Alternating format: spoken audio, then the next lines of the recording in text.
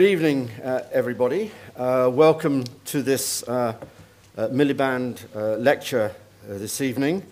I'll introduce myself quickly. My name is Professor Michael Cox. I'm in the Department of International Relations and also happen to be co-director of a Centre for Strategy and Diplomacy here called Ideas. It's wonderful to be here this evening. It's also one of the nice things, I think, one of the great things about being at the London School of Economics, where I've been for the last few years, is the sheer energy and enthusiasm of the place and its commitment to public debate. So committed is the LSE to public debate. I went through the programme this evening. We've only got 7 public lectures today and only 5 at the same time going on at this one. So I think it's a remarkable turnout that we have so many people. And if you want to go and watch German unification or something else, there's somewhere else going on. But it does say a lot about this. It does say a lot about this school, I think. Both the energy and, I think, this commitment. There's nothing more important in that public debate, the issue of equality and inequality, more so, I would say, than ever, making the cliché point, in the midst of this particular current and deep and profound crisis. And I'm delighted to welcome here this evening 2 people who are going to reflect on that. Polly Toynbee, a Guardian columnist and broadcaster and president of the Social Policy Association, formerly the BBC's Social Affairs editor, columnist and associate editor of The Independent, co-editor of the Washington Monthly, etc., etc., etc. She won the National Press Award and has been what the papers say, columnist of the year. She's the author of the many books and is a co-author, and Polly wanted me to hold it up tonight, Unjust Rewards, Ending the Greed that is Bankrupting Britain, now in a new, second revised paperback, an extraordinarily cheap edition. So that's the best plug I can give this evening, Polly.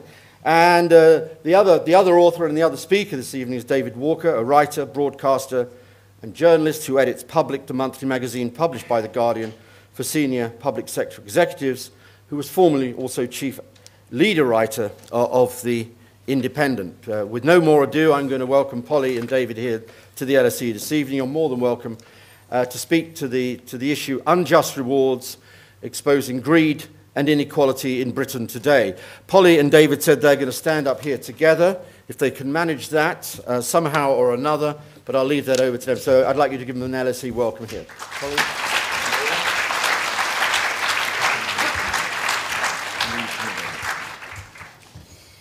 Well, in the very short time, just a matter of months since our book was published, its argument really has been vindicated. And we try not to say that with any smirking pride. I know I told you so, it's not very popular on the whole. But it really does seem that excess rewards, failure of corporate governance, government complacency about escalating inequality, these are now exposed to be amongst the causes of the crash. Inequality is dysfunctional. Growing inequality is one reason why capitalism has been almost brought to its knees. As it is now, RBS, Sir Fred Goodwin's bank of debt, larger than all of UK GDP, has turned into the popular symbol of out-of-control greed. And it's quite extraordinary to hear politicians of all parties and newspapers, even of the right, angrily baying for the blood of the masters of the universe, who only such a short time ago were being lavished with admiration as our great wealth creators. But that's just our pack press and the mindless mob of media commentators. Goodwin is only one amongst many. And it's not just bankers who've walked off with huge amounts, despite a public record of corporate failure. There are others from the RBS stable, including Sir James Crosby, whose pot is worth £10.4 million. They're all riding off into the sunset with multi-million-pound pension pots built up during their years when their decisions were now been proved to be inept, ineffective, and destructive. Megalomania led to RBS's crazed acquisitions policy, fueled by the prospect of bonus and additional payment, unchecked either by vigilant boards nor subject to effective taxation. The story was that outlandish pay and bonuses were a means to create wealth, but now that's all been blown away. Anyone who bought an ISA, for instance, in 1997 will find that it's increased in value not a jot since then, and a mattress would have produced as much profit as savings in a bank. Financial sector earnings expanded in the 8 years to 2008 at double the median earnings in the economy at large, but hard to calculate since values have been falling so fast, the gross value added of the sector at best has been no more than the median, and they paid themselves twice what they were worth. It seems quite extraordinary that a Labour government has failed to correct the explosion in inequality that happened in the 1980s, and instead it's presided over an era when equality has grown a bit more, fueled by top pay soaring away, as the top 10% took nearly a third of all income, and the top 1% took the lion's share of that. One of the lower estimates of what happened in the last 20 years comes from the Institute of Directors, hardly left-wingers, and they report that 20 years ago, the FTSE 100 CEOs earned some 17 times the pay of their average worker, but in that 20 years, it rose to 75 times in that short time. Despite Labour's very good anti-poverty programmes, and despite lifting 600,000 children out of poverty, mainly through tax credits, inequality still rose. The UK is still the most unequal country in the developed world in terms of income distribution, closer to the USA. So it's one of the most unequal, closer to the USA than to the rest of Europe. Recent ONS figures show that people in the middle haven't done well in recent years. GDP rose, but in the last few years, 80% of people saw very little real increase. The bottom half saw none. The bottom third actually fell back. The only winners were in the top 10%, and mostly in the top 1%. And that's the trouble with GDP and other aggregates as a measure of general success. When the government praised that era as an unprecedented era of unbroken growth, who was asking exactly whose incomes were growing and how that growth was shared? The tyranny of averages disguised who were the winners and who were the losers. And yet, in that time, particularly in recent years, there's been a growing undertow, a scratchiness in public opinion that suggests that most people don't feel that they were living in a golden age, even if the figures seem to keep telling them that they were. And I think that helped to fuel a growing political discontent as voters increasingly distrust all statistics. I hand over to David. What's so extraordinary, we feel in retrospect at least, is how much of our destiny we abandoned to groups of people in the finance sector who turned out to have been so inadequate. Some of you might feel a mote of sympathy for these beleaguered bankers as their world crumbles around them. You should have come with us when, a little while ago, we convened focus groups of top bankers and lawyers in their pomp. They certainly didn't make then a spectacle of humility. We gratefully acknowledge, in passing, if I may, the help of the Barrow Cadbury Trust and the Joseph Randry Foundation in making those focus groups possible, and the participation in the groups of Professor John Hills of this parish. Bankers, we thought, might challenge our figures for income and rewards, but we figured were unlikely to challenge John. Methods and so on are detailed in the book itself. On our behalf, Ipsos Mori ran the focus groups, as it turned out, as the curves crested at the height of the boom. In a meeting room in Canary Wharf, a dozen or so people earning from £500,000 a year upwards to 5, sometimes 10 million bonuses included. What did these silverbacks of the city jungle know? What did they think about their and others' earnings? You guessed. Here were professionals of money, yet how very little they knew of others' finances. Sitting comfortably themselves in the top 1% of the earnings distribution, many of them in the top 0.1%, they claimed 6% of earners were better off than them.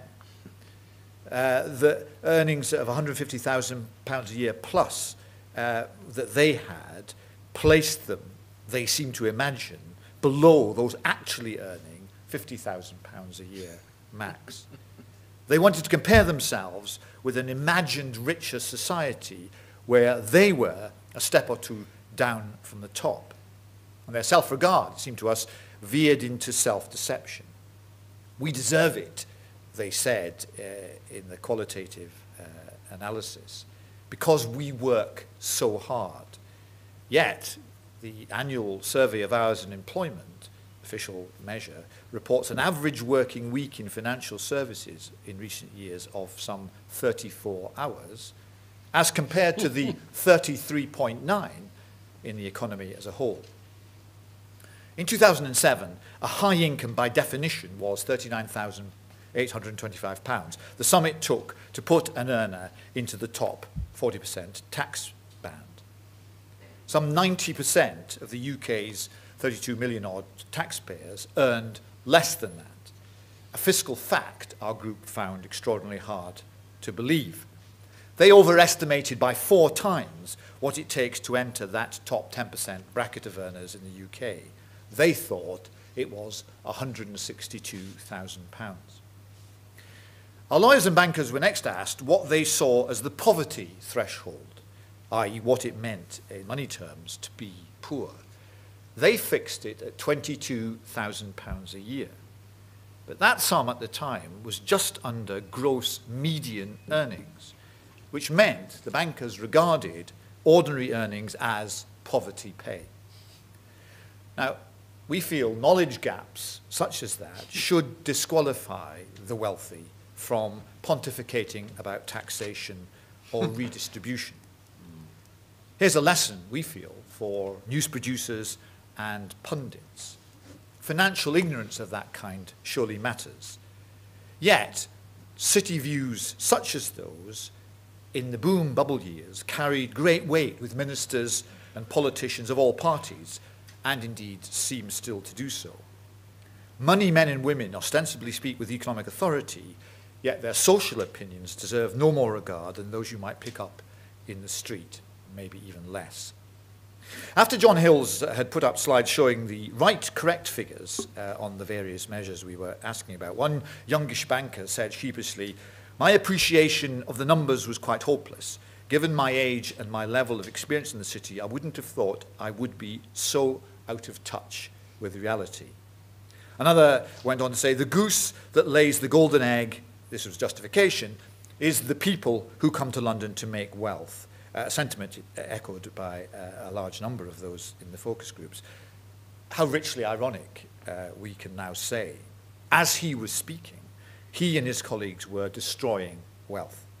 Yet their self-belief at the time was consummate. The growing gap between rich and poor is, it was said to us, quote, "a reflection of the success of policies here," as to say Canary Wharf, making the city one of the preeminent financial centres of the world. Within not much more than a year after that, the plaza beneath him would flock with redundant office staff ordered to leave their desks at a failing bank. Our focus groups put themselves inside a golden enclave on which the entire United Kingdom depended, they thought, for its well-being. Don't mess with its denizens was their clear political message. They deserve thanks. We deserve thanks, they said, for providing invisible exports and for powering GDP growth. One banker said, "It's a fact of modern life that there is a disparity, and is it fair or unfair isn't a valid question. It's just the way it is, and you have to get on with it." So the question is, what went wrong to allow these people to get so out of control and so beyond the reach of regulation or of ordinary everyday experience? And did it matter? At the time, most said it didn't. Certainly both Labour and Conservative leaderships were adamant that it didn't, and we talked to them all, and they kept on saying, no, that's something you don't have to touch. I used to talk about the camel train crossing the desert and the sheikhs at the front galloping off into the distance. And they said, no, we're only worried about the ones at the back being left behind. We're not worried about the ones at the front galloping away. If pay and bonuses start to damage profitability, the shareholders will deal with it. That was the theory. That was their get-out. That was their explanation. Anything that shareholders would put up with must be all right. That's what J.K. Galbraith calls the popular illusion, though for a long time now, very few have really been deluded by it. Despite a plethora of official reviews into company governance from Cadbury, Greenbury, Higgs, Miners, shareholders, that's most of us with pension funds, are not effective at policing how companies behave. In the book, we visit a typical AGM. It happened to be Cable and Wireless. The Association of British Insurers and PERC, the shareholders' watchdog, had issued really rather uncharacteristically stern warnings. They don't do it very often to shareholders to reject the board's proposed remuneration package. Richard Lapthorne, non-executive chair, was due to get £11 million. Reminder that exorbitant rewards were not confined just to the financial sector. The CEO was due to get a £20 million bonus for hitting very easy targets, which duly they did hit. A handful of elderly shareholders were there to protest. They were genuine shareholders. They weren't political activists. Some of them protested vigorously. But the chair declared, with a sort of rather Cheshire cat grin, that he didn't feel fat cattish at all. And the vote went through, of course, without a hitch, as the unseen fund managers nodded it through. And that's always what happens. I've been to a number of others. I went to Debenhams the other day. Same thing happens. Remuneration consultants recommend level pegging with the top quartile in other companies, and that creates an automatic self-inflating mechanism. The Guardian measures boardroom pay annually. In recent years, regularly, FTSE companies have been paying themselves, FTSE boards have been paying themselves between 20 and 30% rises every year, year on year. Now, is that the world we're going to return to? That's the question. When the economy picks up, shareholders don't and can't control earnings. In the great return to sterner regulation that we're promised, regulation and taxation will have to be the only mechanisms that there are to prevent it all happening again. And don't imagine that the culture has changed or that there's very much pressure for it to change, either in politics or in the world of companies, business and the cities. After all, Sir Philip Hampton, who's been brought in to take over at RBS, is on 750,000 with a 1.5 million bonus in a part-time job. He also has a part-time job as chair of Sainsbury's for another large sum of money.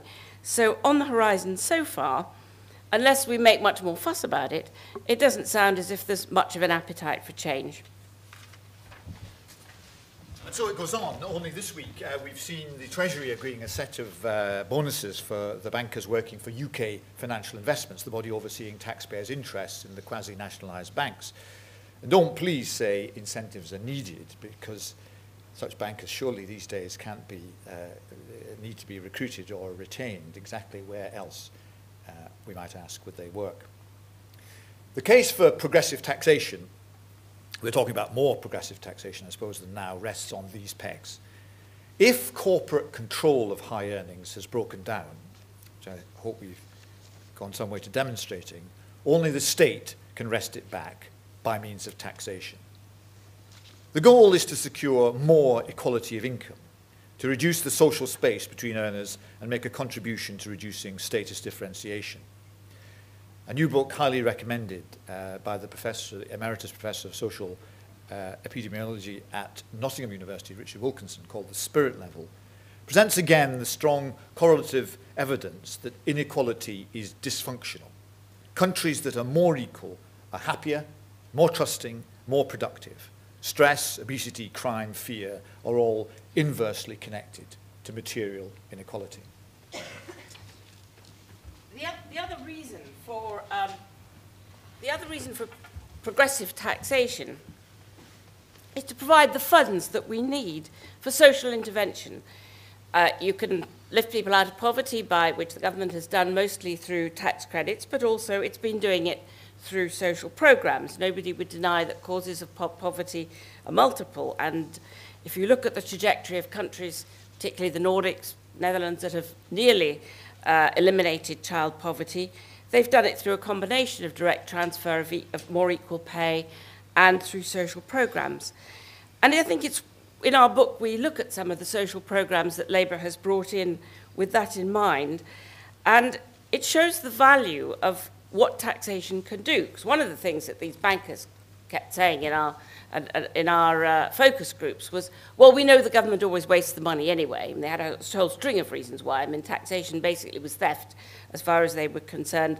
But also, and it would destroy their industry, which they've destroyed very effectively themselves without paying much tax, but also that the government always wastes the money. We will always spend the money in our pocket better than the government ever can. So we looked at some of the schemes that really do seem to be making a difference, and I think it's very important to stress that they do, for fear that in harder times ahead they may be the first things that start to get cut back.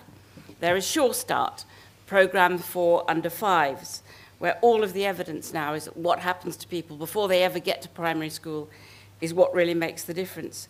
And if you can catch children from birth at risk, in families at risk of failure, and really support and help them, you can make all the difference. And Sure Start has been, Sure Start Children's Centres, a fantastic new weapon in the armoury of trying to make sure that disadvantaged children don't fall behind. There's extended schools. The idea, only realised in full in some places, but gradually rolling out, is that every school should become a wraparound service, bringing in social services, health, mental services, help for parents, whether it's looking for jobs, whether it's for extra training, that really should be a community resource and really should look after children from breakfast, if necessary, right the way through to tea, to homework clubs, extra help and support. A lot of the things that some children take for granted, extra lessons for music, for dancing, for sport, drama, art, all of those things potentially can be given to all children through the extended schools programme, alongside special services for people with particular problems.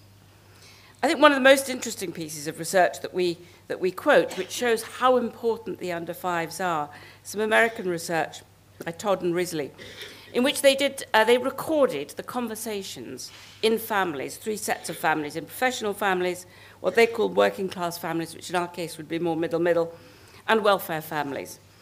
And they listened to children at the age of 4, how many words they had heard spoken to them. The professional child had 50 million words, the working class child 100 million, the working class child 50 million, and the welfare child only 12 million. When you compared the words of encouragement and discouragement between the groups, they also were hugely different, with the professional child having had an enormous amount of encouragement, the welfare child a huge amount of discouragement. And when they followed those children through to the age of 10, that was a remarkable predictor of how well they were doing at 10, whether they could read, and so on. It is very uphill work changing life chances, but it's not at all impossible. Birth is destiny unless you intervene at a very early age, but it doesn't always have to be. And I think that's an important message, because in a lot of the work on inequality, it can look so dispiriting because unequal countries have on the whole had rather bad social programs, that it can look as if, well, nothing can be done. And the evidence is very much to the contrary. We seem to come across a gap in the social science literature about the perceptions of inequality and wealth and how they might flow through into attitudes more widely distributed in society. So we took a brief look at the stretch, in a sense, between the extremes of rich and poor, and seemed to find the sense of inequity shared more widely and growing, peaked by recent trends in earnings, growing among people who would conventionally be called middle class. In the book, we call it the discrete anxiety of the bourgeoisie. It's there amazingly found in the likes of Geordie Gregg, then the editor of Tatler, now moved into the orbit of the Russian owner of the Evening Standard, who said eloquently how displaced he felt by the excesses of finance capital that had washed into his neck of the woods, inflating property prices. He painted for us an affecting picture of an old Etonian walking the streets of Notting Hill, pressing his face against the glass of a restaurant he could no longer afford to eat in. Exaggeration, surely, but a sign that runaway earnings are socially corrosive, tearing apart the basic trust on which ultimately market capitalism depends. This was illustrated for us also by a conversation we recorded in the book with the headmaster of the Perse School in Cambridge, who feared a new anomie among his privileged charges, that they would emerge into the world of work, headed perhaps then for banking and corporate law, many of them, motivated by nothing other than acquisitiveness. If, he said, if I gave a school assembly and talked about duty, I would struggle. I couldn't do it.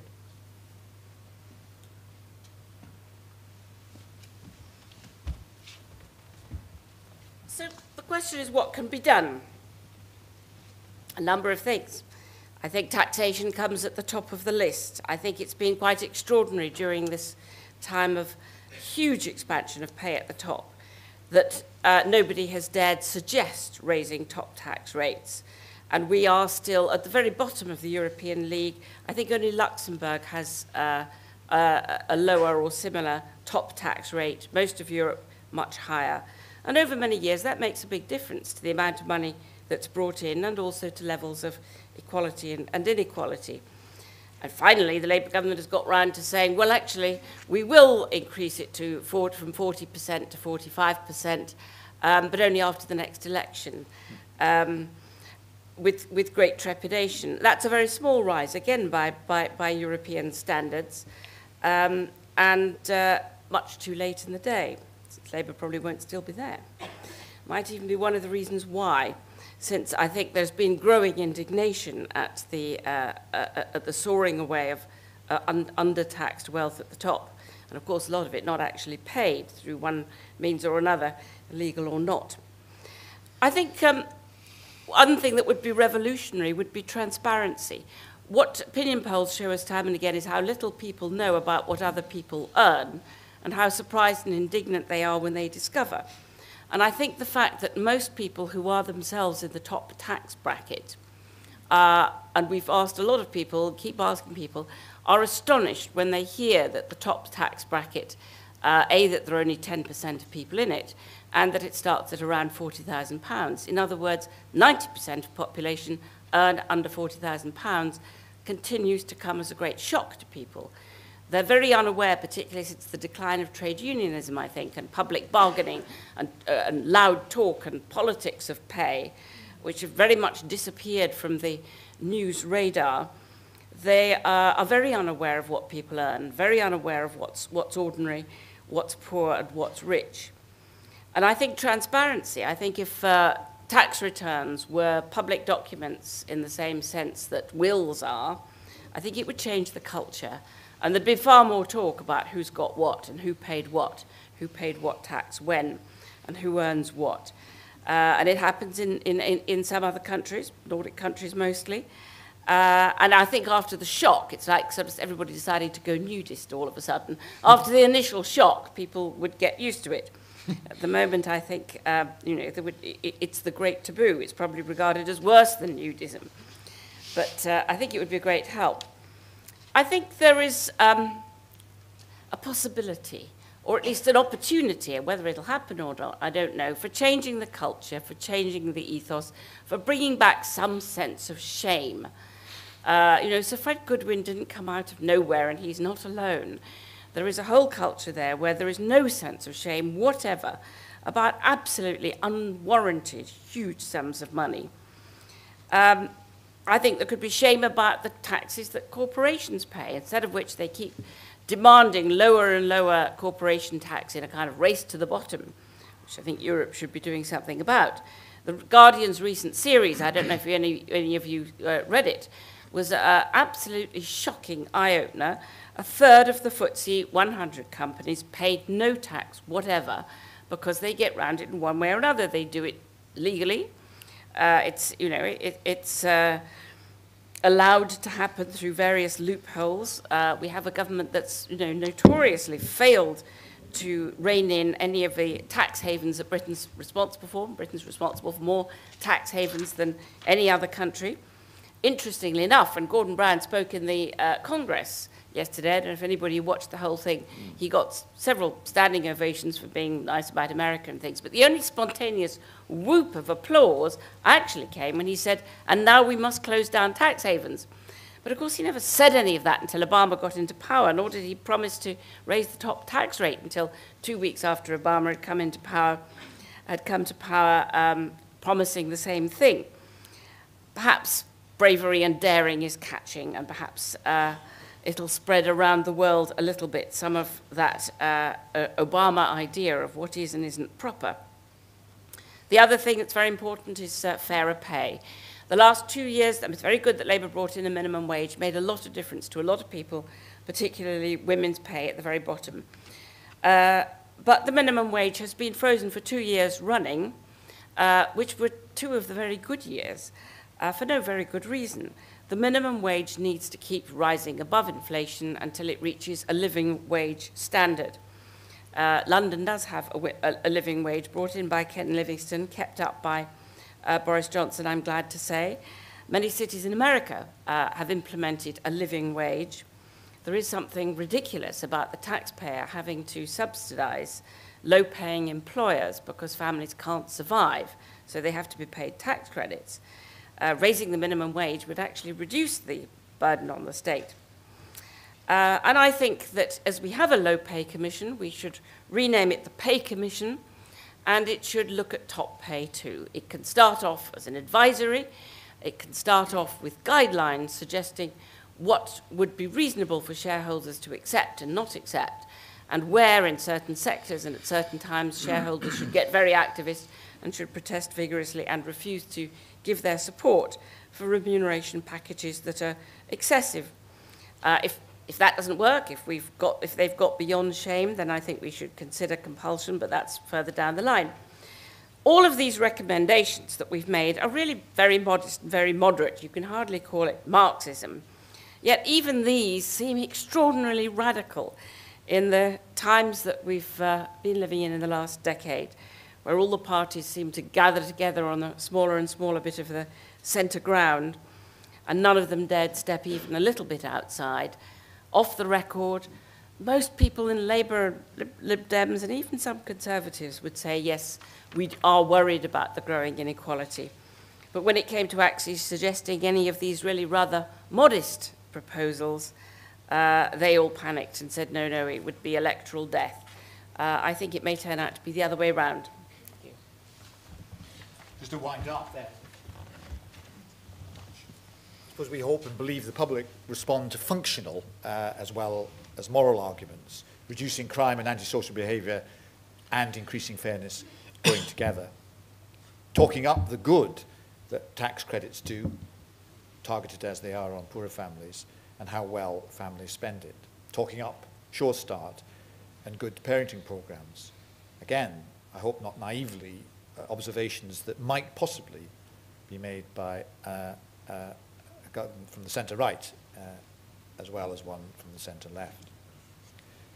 To those, of course, who think all that impossible, the question has to be, and it's a question for the likes of Ian Duncan Smith on the right, if none of those measures to reduce inequality, what can be done sustainably about a social rupture recognised across the political spectrum, either in language of breakdown or simply as unfairness?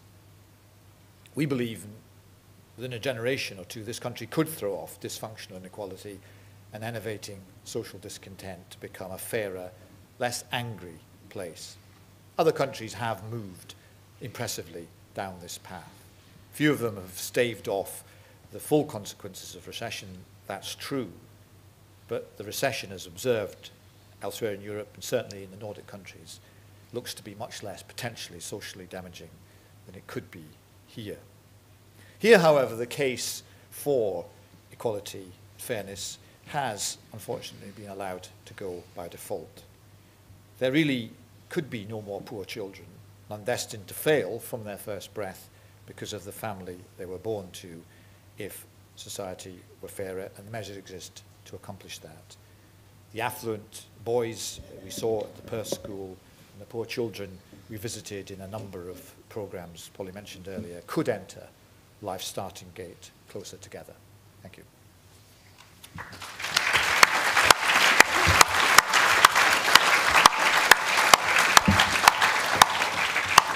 Okay, we have somebody over here with a microphone. Okay, I'd like to start off just with a little story I read this morning I think it was this morning, Polly and David, in the Financial Times by Lucy Kellaway, I think, who who writes very amusingly, and it was a kind of letter to Lucy, kind of a bit of advice, and that some chap had written into her saying, look, I've just been offered this wonderful voluntary package, redundancy package, should I take it?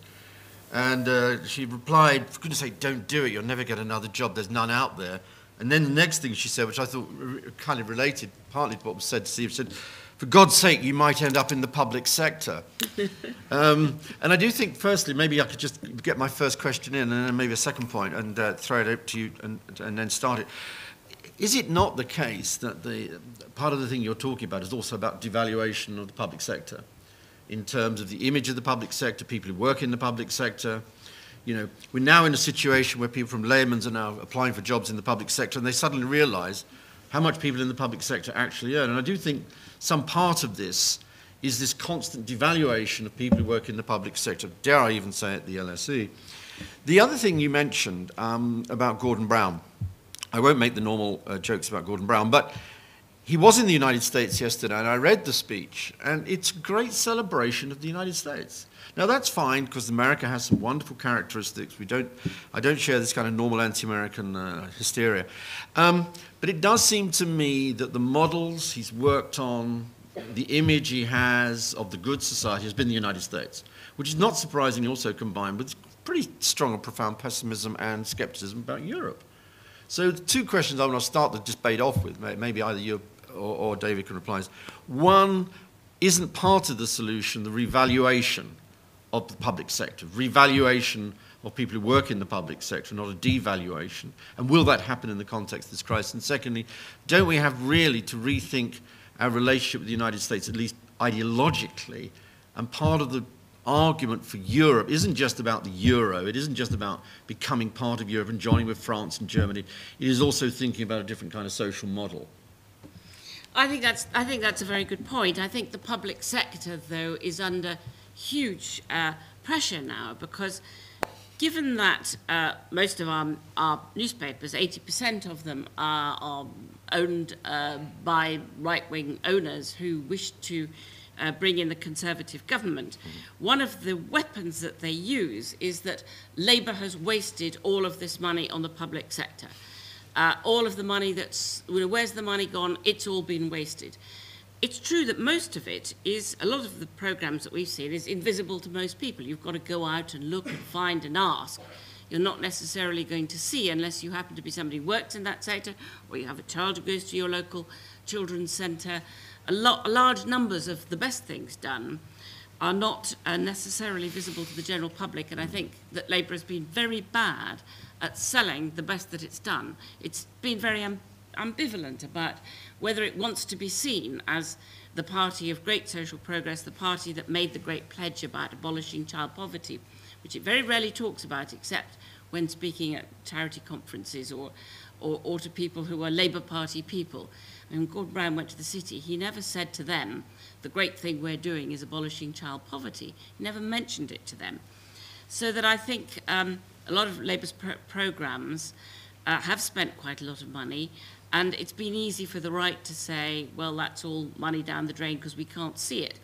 But they've been very anxious to pick on any kind of inefficiency in the health service or in schools or anything else, and have given no credit whatever for the fact that hospitals and schools really do feel markedly different. And any set of figures you choose to look at, it's been a great success. Teaching, for instance, used to be between 40th and 50th choice for graduates before the crash, not now. It has been, for the last 8 years, consistently in the top 1 or 2 of choices, which is a remarkable change in the status, partly through paying teachers better, partly because schools are better equipped and more desirable places to be, and partly, I think, has been a change in the ethos that the public sector is better respected, is a better place to work. And the same true of hospitals. I've always thought the NHS depended on a waiting list as its only brake, its only rationing mechanism. It's quite extraordinary that waiting lists that used to be up to 2 years long, ever since it was first launched, have now been reduced to virtually 0 in a lot of places, and an average of sort of 7 to 8 weeks. And that seems to me phenomenal. But of course, waiting lists have now disappeared off public concerns about the NHS. They're worried about other things, and there's no gratitude in politics. And once something's been done, people are on to the next thing, and they forget how things were. And somebody waiting for a hit now wasn't waiting for a hit 10 years ago. So there are different people who often can't make the same comparisons, or somebody sending their child to a school now probably wasn't 10 years ago. Can't see the very visible difference in the atmosphere in schools. I mean, I was doing stories when I was at the BBC about, kids sharing 3 to a book in 1970s tatty old stacks of copies of Kes. And that really has changed, but there's been nobody to talk it up much. Guardian does a bit, but we tend to whinge as well. And I think that celebrating the public sector is an uphill task. You'll ask most people in the street, and they can remember a story of waste, of which, of course, there'll always be some, and they'll remember a story of failure. How do we get across and celebrate the enormous good that the public sector does? Well, I'll just add to that, if I may. I mean, clearly there are big issues about productivity and capacity and the trade-off between them in the expansion of public expansion in recent years. But it seems to be, again, perhaps specifically in this country, and I say this country meaning, I think, increasingly England rather than the rest of the UK, and certainly differentiate the UK dialogue from the conversation you might hear in France or Germany. There's an exaggeration, there's a hyperbole about the public sector and its, as Polly says, its alleged ills, which seems to have a lot to do, perhaps with the nature of the Blairite project, but also, as Polly said, with the nature of the media conversation. Just if I may add very briefly, the public sector suddenly doesn't help itself. Now, you, Michael, sort of mentioned the LSE implicitly as part of the public sector. Go across the road here to King's, where only a few months ago the principal explicitly said, no way should this university be regarded as part of the public sector. We are a private institution. And, clearly the financial economy of LSE has been changing in recent years, and there's been movements of money in terms of your student balance. Sure. Nonetheless, you have public purposes as an institution. However autonomous this university might be in relationship to the main body of the state. So I think sometimes the public sector doesn't help itself by allowing a perception of fragmentation and, in a sense, as Polly said, not selling itself as energetically and enthusiastically as it might when the conversation takes place. Okay, fine. I've got a number of hands that have gone up. There's a lady at the back there first, yeah, and then a gentleman over here at the back, yeah, please. If you could speak nice and clearly into the microphone, maybe stand up as well if you don't mind, just so we can hear you better. Thank you. Okay, thank you. I'm an alumna of the school, and I'll just start with quite possibly a controversial comment, given where we are. But as an alumna, I was very surprised that a former chairman of the FSA was selected as a director of LSE. And Nothing to do with me, I have. No, I know. But I did wonder what the Fabians, who originally founded the school, would have thought of that. But there you go. I just wanted to ask Polly and David whether they really think that it's actually possible, regardless of what party is in power, that the government really can extricate itself from this inextricable link with the city, given I mean, I think there was a very early indication, so I do find this hand-wringing a bit surprising in the press, right back to 96, 97, when Tony Blair was repealing Clause 4, about common ownership and things like that. It was very clear what New Labour's intentions were. And if you look at the way that campaigns are financed, you look at all of the lobbying, and you look at how many captains of industry make it into, are rewarded by being given lordships and, being conferred upon titles. You look at forums like Davos, where, corporate leaders are elevated almost on a par with statesmen. Is government really the mechanism that can control these forces that are shaping this inequality? Thank you very much. Maybe we'll... Well, it's plainly been difficult because Labour felt it came to power making that famous bargain with the city and with business. And the creation of New Labour in the run-up to 1997 depended on Mandelson and Mo Mowlam and others going off on what they call the prom cocktail charm offensive. I think it was more like caviar, I think. But they went out to reassure the city and business that they would not lay a finger on them and that they would not raise top taxes. And I think only once they had sort of anchored that point did they feel safe themselves, that then they would be allowed to do other things. They'd be allowed to pursue social programs, they'd be allowed to increase public spending, and that was the trade-off they made. In a sense, it was leave the rich alone and we'll be allowed to concentrate on the poor. And they sort of accepted that inequality was not what they were about. They were about trying to, and in a sense, technically, you could say, in theory, you could abolish poverty, because poverty, although it's a relative measure, is relative to the median, and their view was always you could pull people at the bottom up to the middle. It would be a very odd-shaped society. There's never been one that looks like that. The only societies that have ever succeeded are where they've been equal from top to bottom all the way through, where the ladder is short and easy to climb up and down, where it's long and steep, people don't. And so I think it was a misapprehension, but it was the best New Labour deal New Labour thought they could get. Then I think they kind of fell in love with it because, I mean, you could say Blair was seduced by money anyway, but leaving aside personal things, politically, Brown fell in love with it because he saw it as this incredible British success. And suddenly we had overtaken New York. We overtook Frankfurt in the beginning, was still a threat. We knocked them out of the way. London still, FT is a big story today. You know, London is still #1 by 13 points, ahead of New York. And so it became our great glory. And they sort of forgot about what the content of it was, or what else it was doing, or indeed the danger of it. But that was the sort of deal with the devil that was done.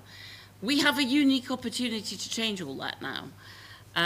Times could be different. We could do differently. Could I just say a brief word in defence of Sir Howard Davies? I mean, he was a financial regulator, and surely one thing we really need at the moment is a great improvement in the quality of financial regulation. There's nothing ignoble about the regulation of the financial sector.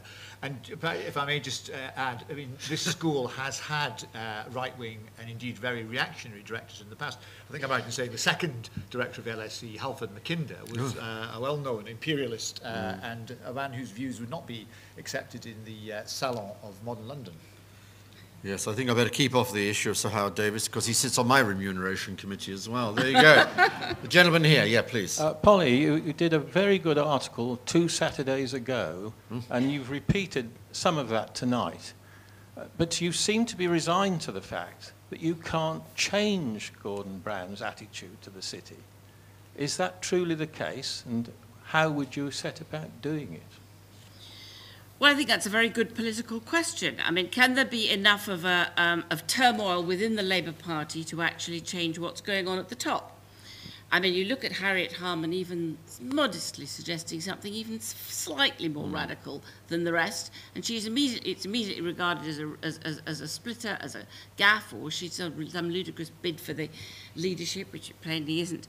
So I think it's very difficult in the current climate, when you've got a party that's in deep trouble already, for anybody to dare to say we're going in the wrong direction. But if the cabinet if they don't speak out, I mean, at least half the cabinet is, are really quite radical and are quite distressed by it and really do see this as an opportunity for radicalism. But if they don't, speak out, they'll all sink together. All we can do standing on the sidelines, or anybody here as members of the Labour Party, is keep sending up that message. I think it's very difficult to change Gordon Brown. I think that he has very, very set views of what can be done and what can't. And I think he, like Tony Blair, deeply scarred by the 18 years out of power. They are men of 1992, forged in 1992, and they have never caught up with it. Even in 97, I think large numbers of the people who voted, probably most of the people who voted Labour in 97, were well ahead of where Labour was and were hoping for something more radical then. So I can't pretend to be optimistic that Labour is going to save itself. It's got a year. It could, I think. Will it? I have my doubts. David, did you? And will the Conservatives do any better?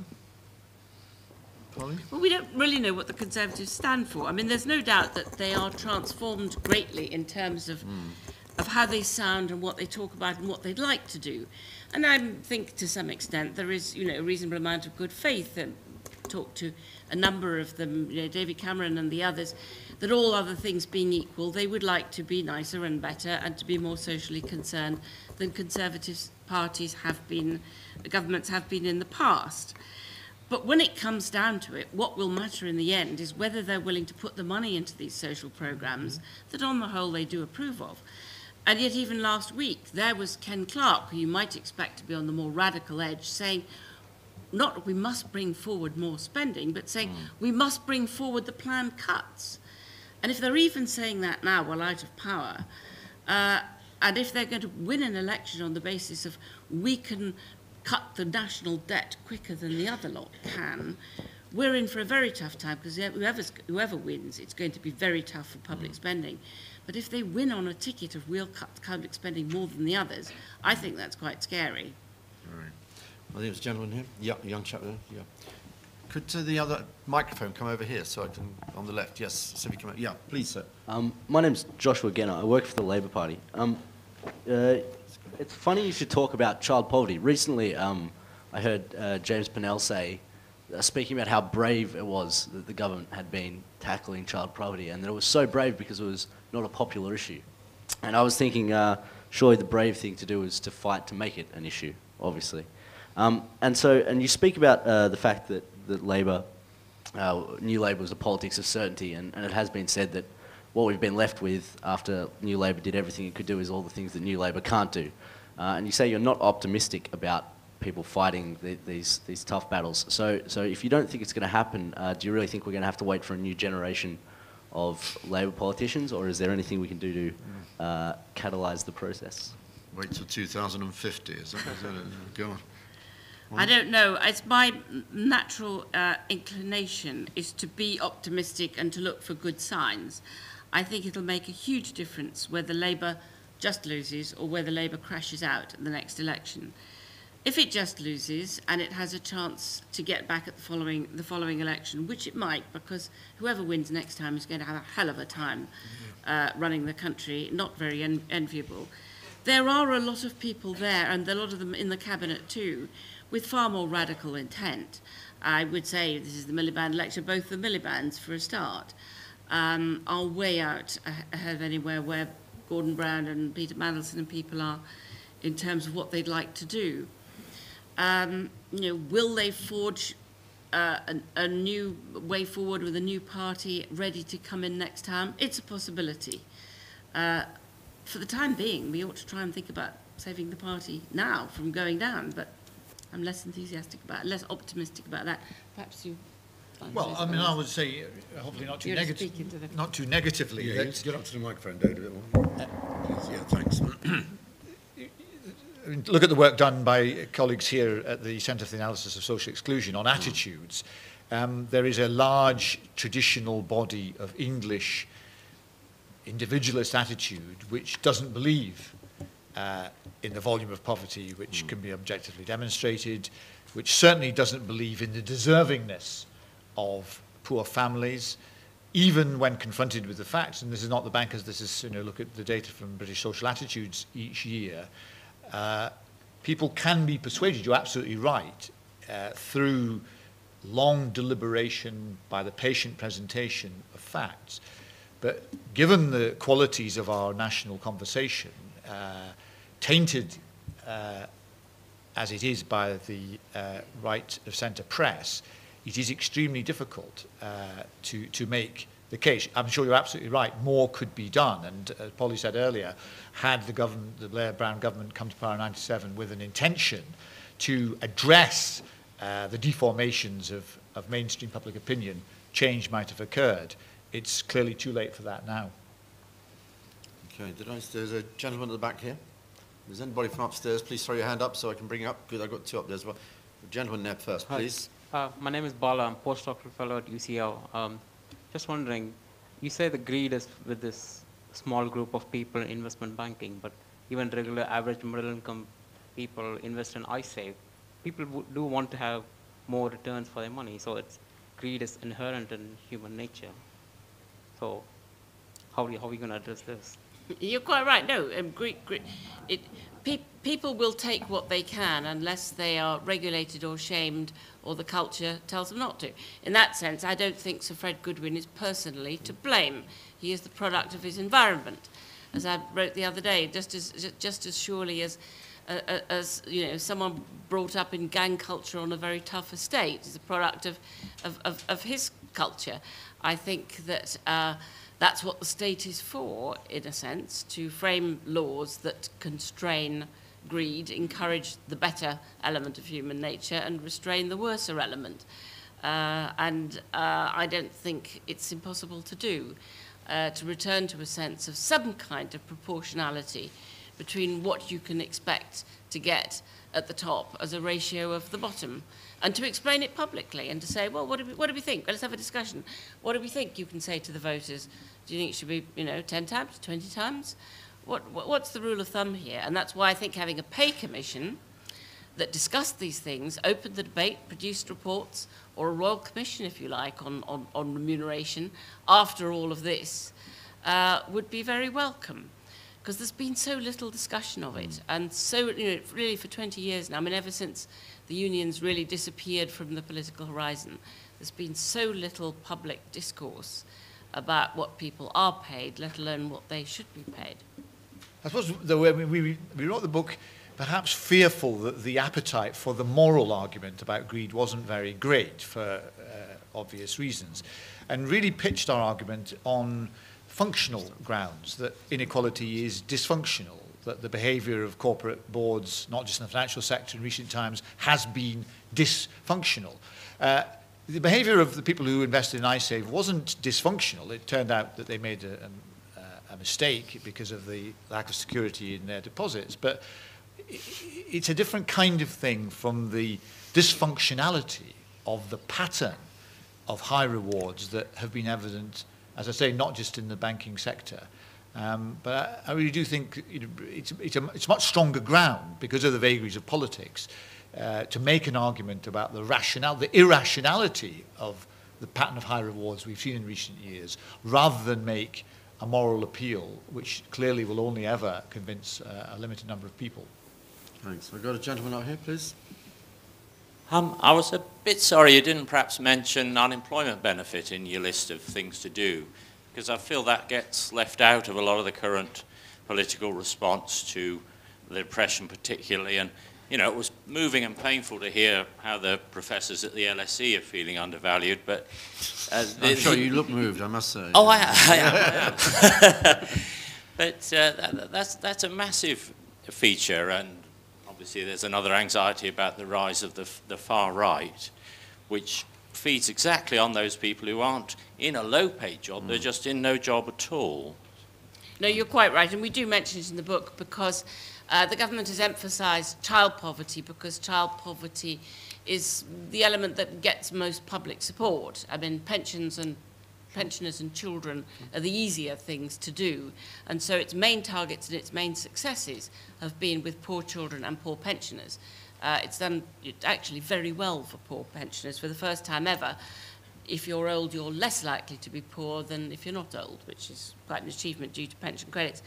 But as we do say in the book, the people left behind are those whose children are older or haven't got children and are on any kind of benefit, unemployment or incapacity. And they have been badly left behind. They are actually in real terms worse off, not just they haven't kept up, they're actually in real terms worse off. It partly explains the figures that I gave at the beginning about the bottom third having got worse off, is the numbers of adults who aren't entitled to credits of any kind and who have been utterly left behind on the grounds that they are, the sturdy beggars and the undeserving poor, and that remains the attitude. That if you haven't got a job, or at least in recent times, it'll change again now, if you haven't got a job, then you must be lazy and a scrounger. And the government has more or less bought into that in a way that I think has been pretty bad. I think this is going to change now, because I think as large numbers of people who know nothing about the benefit system try and live on £60.50 a week, the shock is going to be so profound that there really will be quite a lot of outrage about it, and I think that the rate of unemployment pay will have to rise. It's just not sustainable. You cannot live on it. I tried. You cannot live on that. and not without very good family and friends to help support you.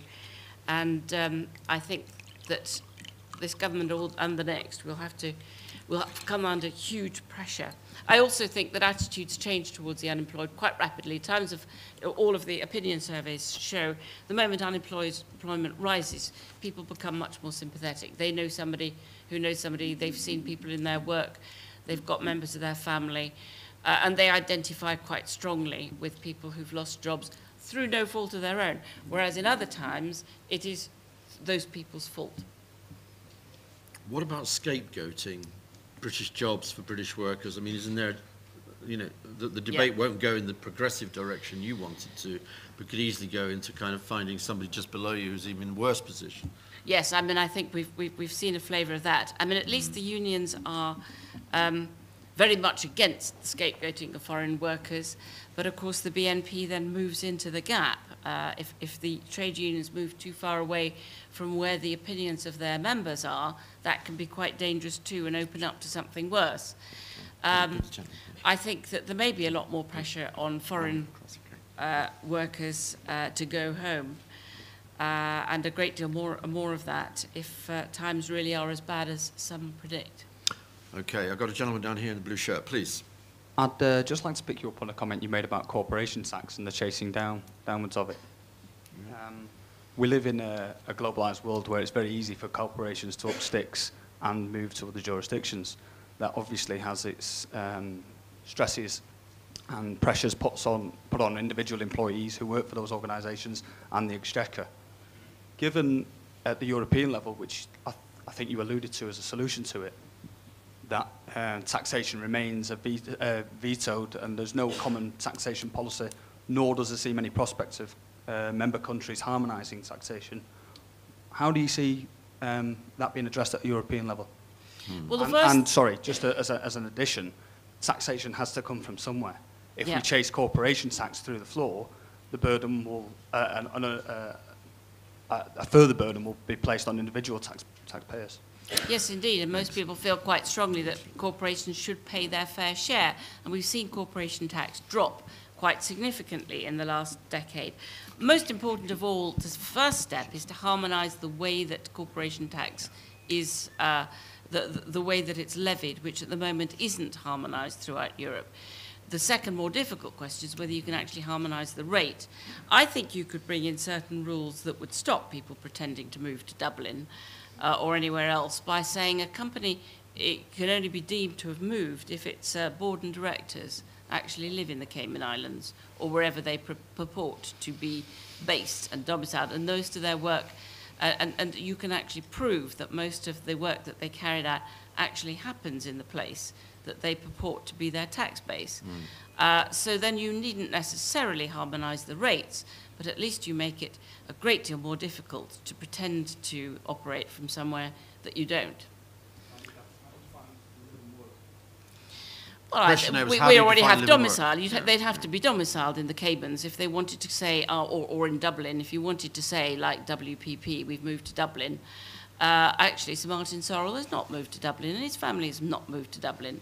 There are fairly clear rules about domicile, which already exist for income tax purposes, and I think I would simply apply them to the board and the directors of a company and say, fine, if you're all moving, and also, I mean, you could say a proportion of your business must take place in that country. I don't know quite how you do that, but I think internationally you could say there must at least be some business there, Caymans or wherever, and you could produce quite strong disincentives for this shopping around and racing to the bottom. There's a gentleman up the top there, yeah, please, sir. Hello. Kieran Levers. Speak right into it. Yeah.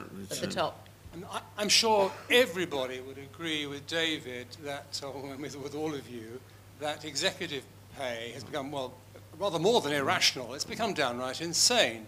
It's hardly in the interests of the shareholders of these companies, or the Royal Bank of Scotland, for example, that Sir Fred Goodwin should be rewarded in the way that he has for making the appalling mistakes that he has. One of the problems is that executives get bonuses when things go well, but they don't suffer any loss when things go badly wrong. So it seems to me that the problem is fundamentally one of corporate governance. And I don't know that a pay commission will solve that. I mean, this is something on which I would have thought you could get agreement across the political spectrum, that the shareholders' interests are not being represented well in all of this. It's not just unfair, it's downright stupid. Interestingly, in Germany, as we speak, there is a viable proposal before the Bundestag which would give shareholders a legal right to challenge excess payments, excess defined in a rolling but statutorily sound way.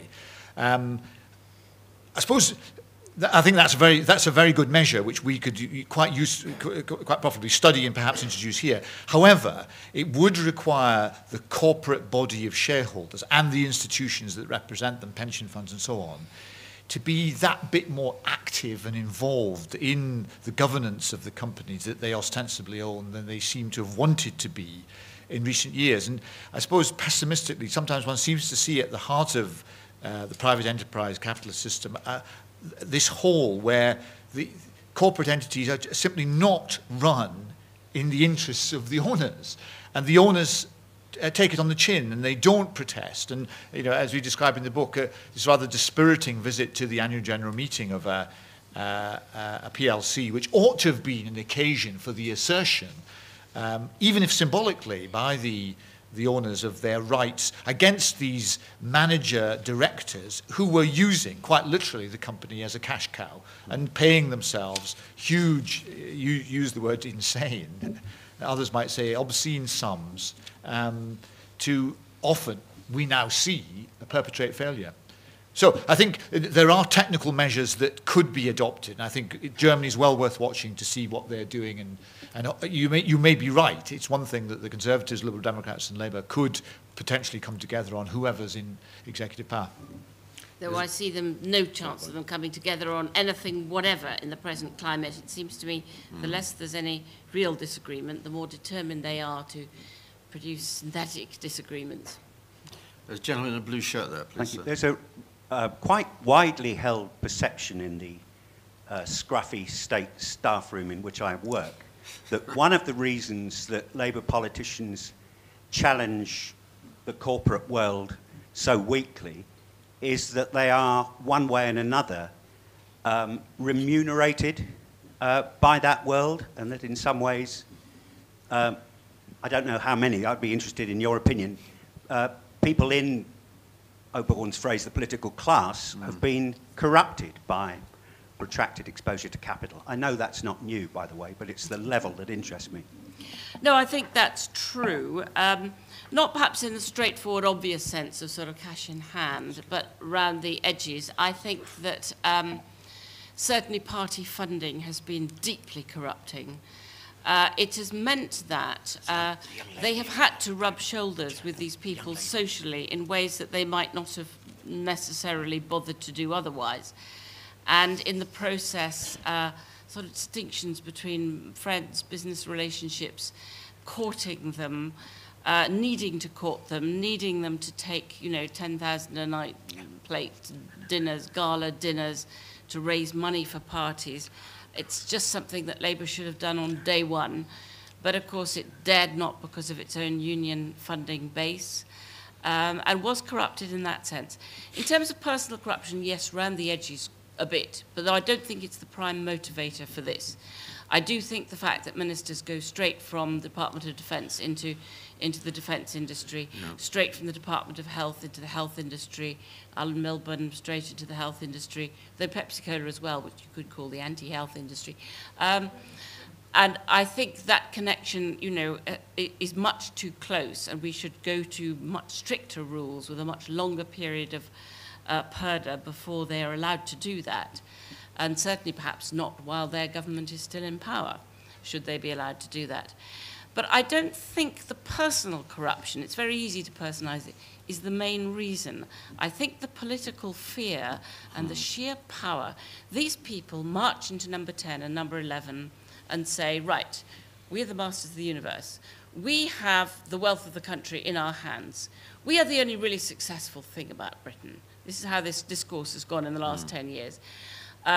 You blow a chill across our business, and like a flock of starlings, we'll all be off, or they'll all be off. They may say not us personally, but all of the people who helped to make this possible will be gone to Mumbai, Dubai, Shanghai. They'll be gone. And it's very scary. And particularly perhaps if you're Labour and you don't really feel that you know that world terribly well, and you fear they might be right, or you're not sure enough, even if there's a 50% chance that they're right, that you might just do that one thing, that one extra bit of taxation, whatever it is, that suddenly means everybody's gone and they've gone back to New York or they've gone to Frankfurt, but it's built up.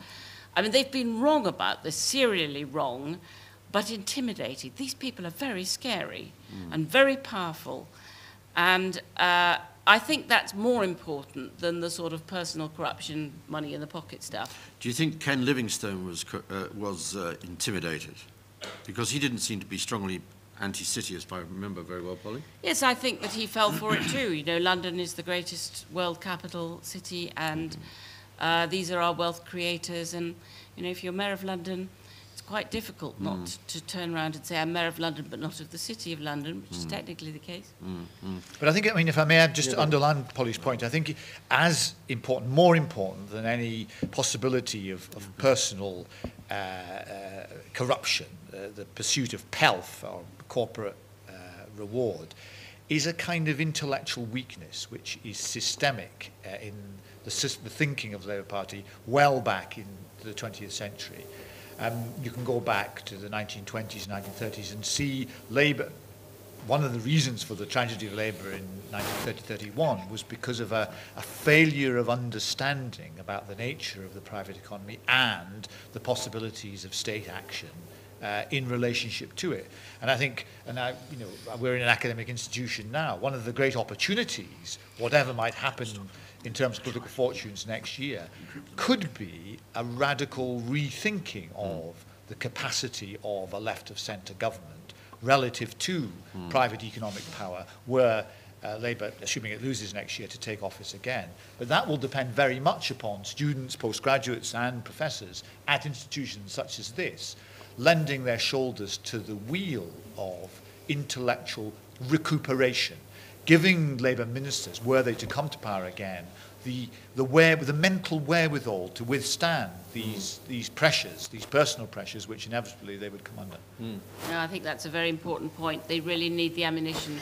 We need now a ferment of ideas about how we could reshape things before it settles back to how it was. Great. There's a lady here, please. Hi. Hi. Elena Besusi from UCL.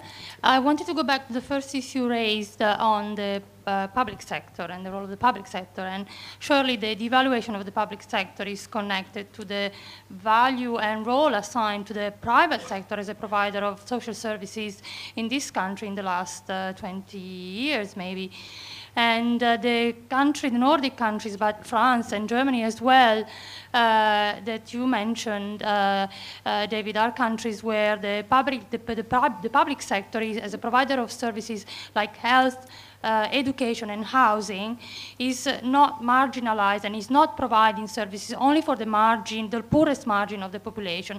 And certainly this has a connection with the inequalities that are in Britain and that are not in other European countries, maybe more than the role of the greed in that sentence. I think that the public sector and redefining the public sector as a provider of services for all has an important role in this country in reducing inequalities. And maybe let's forget about greed for a while.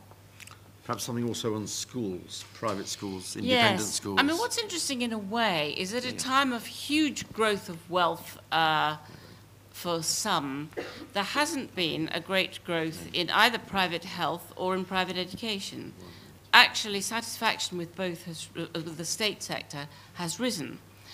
You might have expected many more people to take out, you know, Bupa health insurance and so on. Hasn't happened. In fact, it declined rather rapidly as waiting lists fell in the health service. So the private health sector has been really struggling. So if even in a great boom time you haven't seen that expansion, I'm fairly confident that public confidence in the public sector is quite strong. I mean, there's a passionate feeling in favour of the health service. Mrs. Thatcher never dared touch it. And on schools, in fact, most people, most of the time, are very satisfied with their local schools. One of the problems is that the places where schools are most problematic tend to be the centre of the big cities, and particularly the centre of London, where you have very rich people who send their children in large numbers to private schools, so that Kensington and Chelsea, 40% of the children in private schools, compared to a national average of 6 to 7%, 6 to, or maybe by now 7%. And this throws the whole thing so badly out of kilter, where you then just have poor people left in the schools. And that colours the perception, because these are the chattering classes and the people who you know, live and work in Westminster and write about life, by what they see going on in the centre of London. But in fact, statistically, all the surveys show most people are really rather satisfied with their schools and think they're really rather good. My own school is good, I'm lucky. I understand the education system's going to pot, is what they say, because what they read is education's a disaster. But actually, asked about their own children's schooling, they're pretty positive, and pretty positive about their own health services too. But again, tend to say, oh, but I understand the National Health Service elsewhere is falling apart. And that's a problem of the wicked media again, I'm afraid. There's a lady there. Sorry, yeah. if I might mention, you can look across the Western OECD world and find a fairly strong correlation between the size of government, that's to say government expenditure relative to GDP, and many measures of well-being, with the outlier exception of Japan, where government is relatively small, but equality is large. What you can't so readily do is find an easy relationship between how public services are provided, that's to say where the boundary between contracted and directly provided services lies, and these indices of well-being. In France, for example, you traditionally have had large utilities provided privately, water being a good example, and the health service in France is a weird mixture of insurance mutuality, the state, and the private sector. What other countries seem to have, though, elsewhere in Europe, that we in the United Kingdom don't seem to have, is a strong idea of the state.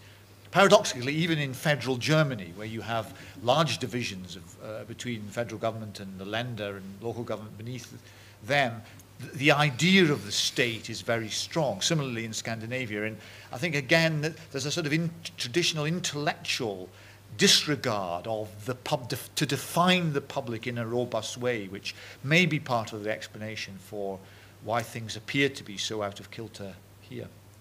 There's a lady there, yeah, please. Yeah, I had a question about following the bailout of the banks, about the intervention that we can, or potential intervention that we can then take within banks to influence more favourable policy for the low and middle income families that are going to really feel the brunt of the crisis. For example, I've heard it quoted that Northern Rock actually undertakes the highest number of repossession orders out of all the banks, and just how far really can we go with the intervention from greater regulation, which I hope will be undertaken, to more positive policies or positive loan schemes for poor and middle income families to out of work after 2 years, you're still likely to lose your house, but it gives you time to have a bit of a breather, to get back on your feet and see if you can get back to a reasonable enough earnings level to stay in the house you're in. I think it's very difficult to keep everybody in the house that they're in a falling market.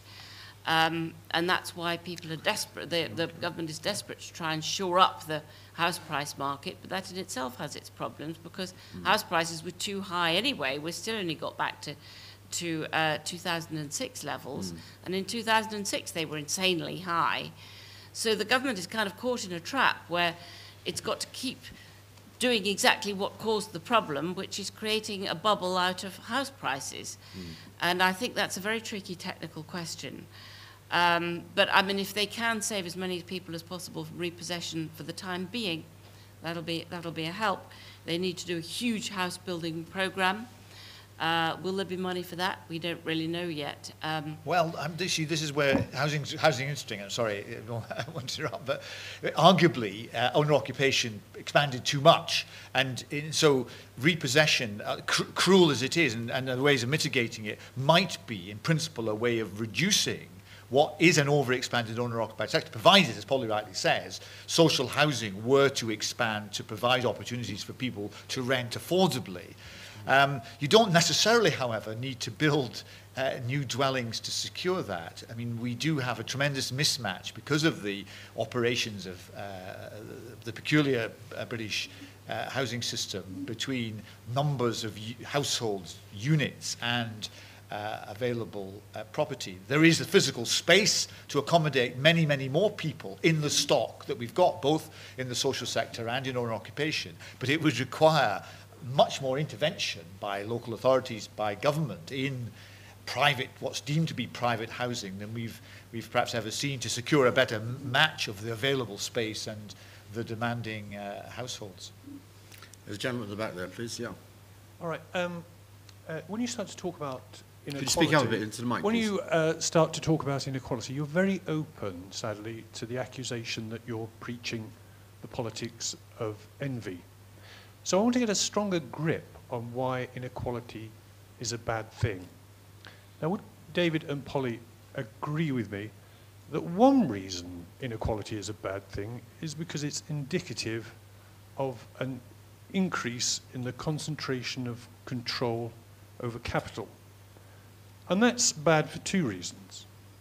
It's economically inefficient. It means we as a society are placing bigger and bigger bets on a group of people who may not turn out to be as talented as they think they are.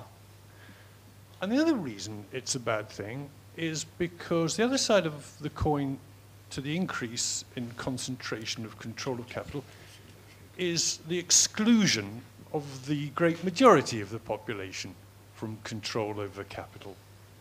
And it's surely no accident that the era of exploding inequality has also been an era when there's been a greater sense aboard of helplessness with regard to our ability to shape our own lives and the life of our society. Okay, if that view Can is... I take that as your question? Because there's quite a lot of other people who come in. I was just going to suggest, well, I'll just wind up very quickly and say, would David and Polly recommend trade union representatives sitting on remuneration boards? Thanks very much. I'm going to take two or three, because quite a lot of hands have gone up. There's a gentleman here at the back. Yeah, sir. Yeah. I just wanted to point out that, as we all know, we're working in... use the mic. We're working in international capital markets and a globalised economy. And I just wondered if the panel think it would help if Labour was actually to organise globally in a much stronger way, when we could start with, for example, a much more high-profile trade union equivalent of Davos. Trade union equivalent of Davos. That's the place that nobody wanted to be seen this January, wasn't it? I remember, yeah. And there's a lady here. Yeah, please. You've had your hand up a long time. I have two slightly unrelated questions. The first is, I'm just interested to know, in your focus groups, did any of the bankers justify their high earnings by philanthropy?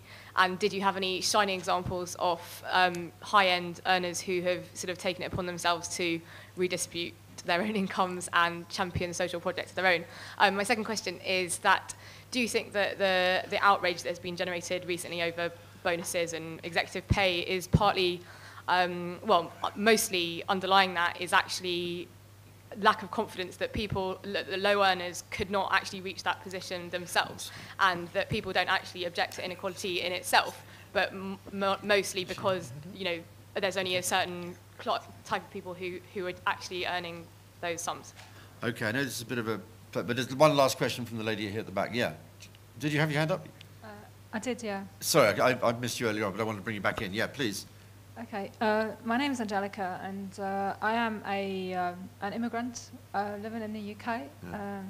And I actually just wanted to make a few remarks. Well, just one. Okay. Okay. You mentioned you expressed your desire to increase influence of the state, and coming from Germany, where the state has a lot of influence and the most highly regarded jobs are in government, I think this is actually not going to work, and and I hope that the English are not going to lose their heads, because literally.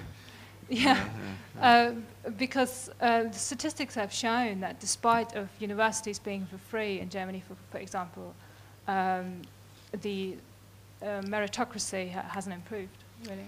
Okay, I think that's a good point. Can we just stick on that one, because I'm conscious of the fact that we're coming right to the end. Thank you very much I'll for take that. a couple. There's a number there, and we're... Yeah. And some well, on the state, I think we might just disagree, and perhaps it depends on what one's background is, but it seems to me that where we are at the moment, the lesson we've learnt is that the state is there when everything else fails. It is absolutely essential.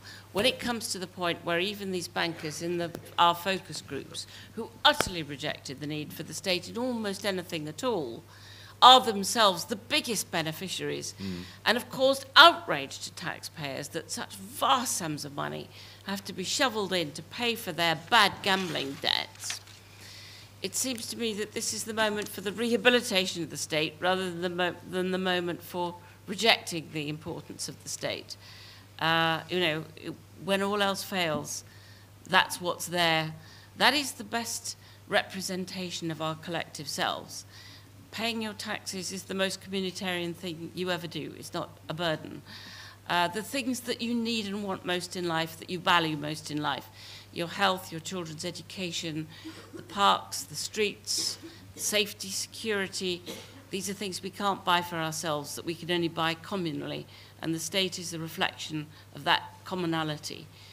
And I think we have to return to a sense of those high values, instead of constantly allowing the sort of paranoia, I must say, of some of the dottier libertarians, that the state is out to get us and it's spying on us all the time and it's got our names on computers and it's, there's a certain craziness around about the state.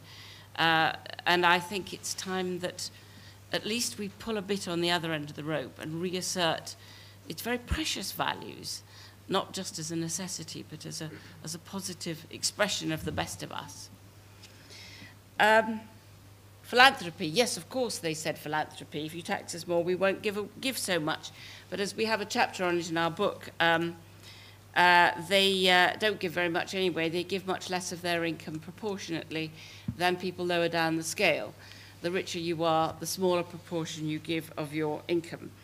And it's the first thing to go in this current crisis. If you talk to the charities, the first thing that richer people strike off is their donations and sponsorships.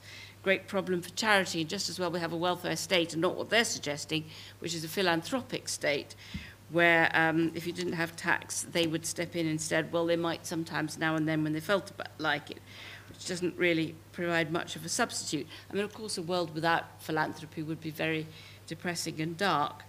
It's very important as an adjunct and as another expression of goodwill, but it's no kind of substitute. And I think I'll leave you to the trade unions and the global economy. Politics of envy, I have to say, after leaving a couple of these focus groups, envy was the one thing we just didn't feel, a sense of deep alienation from these people, however well off they were, not envious at all. You make a very good point. I think before you got as far as putting trade union people on remuneration committees, you would have to ask trade unions to pay much more attention to the pattern of rewards within companies.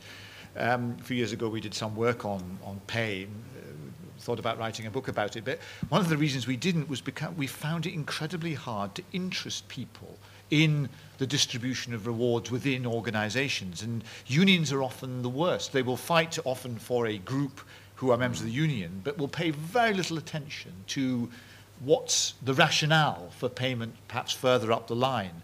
And you'll get formulae adopted within organizations, public as well as private sector, which say performance related, but nobody pays much attention to what the nature of the performance is. And what happens is you get this doctrine of individual leader reward, where huge amounts are paid to individuals when in fact their performance is entirely collective. That's to say, it rests upon teams of people working with them who are then excluded from the remuneration. So I think a lot more attention to the principles or the lack of principles underlying remuneration. And yes, at the end of that process, much more transparency in corporate remuneration, and trade unions could play a valuable role there.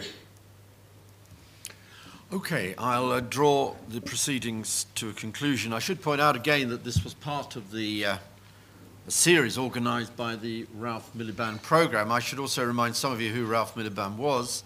He was indeed a professor here in Government Department at the London School of Economics, a Marxist and certainly very much committed to social progress, the eradication of poverty and inequality. I'm not saying that everybody today at the LSE is like Ralph. Fortunately or unfortunately, I have my own opinions about that, as many people in this audience may know. But nonetheless, I think it does at least say something about the school and hopefully where the school will continue to go. I'd also point out, as I said at the very beginning, how much the school, I'm not going to say we're the most egalitarian institution in the world. After all, we teach some of the richest people in the world, as I'm often reminded. But nonetheless, this evening, 5 public lectures and many on some of the wider issues to do with world politics, the Middle East, on aid and many other things.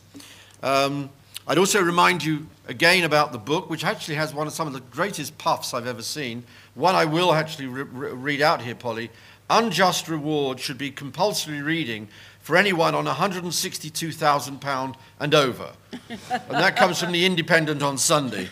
And I'm not quite sure what the significance of the 162,000 is, but that's certainly not what LSE professors are, by the way, comrade upstairs there.